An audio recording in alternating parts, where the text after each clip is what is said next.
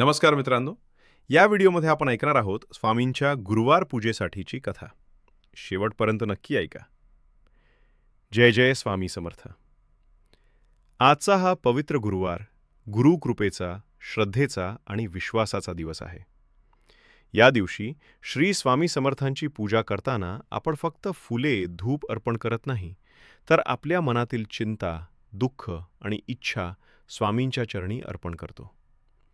स्वामी समर्थ म्हणतात, निशंक होईल रे मना, म्हणजे मनातून शंका काढून पूर्ण विश्वासाने गुरुचा आधार घ्या.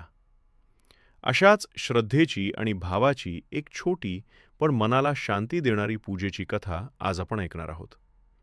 जय जय स्वामी समर्थ. आज आपण श्री स्वामी समर्थांची पूजा करणार आहोत. पूजा म्हणजे फक्त फुले, धूप, दीप नाही. पूजा म्हणजे शुद्ध मन, श्रद्धा आणि विश्वास. एकदा अक्कलकोटात एक भक्त दर गुरुवारी स्वामींची पूजा करत असे. त्याच्याकडे महाग फुले नव्हती, ना मोठे नैवेद्य.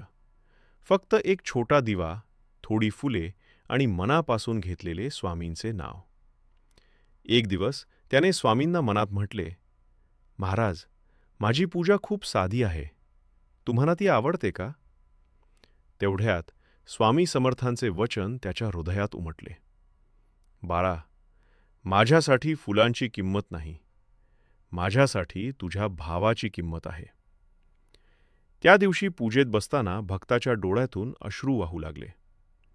त्याने मनातल्या सगळ्या चिंता स्वामींच्या चरणी ठेवून दिल्या.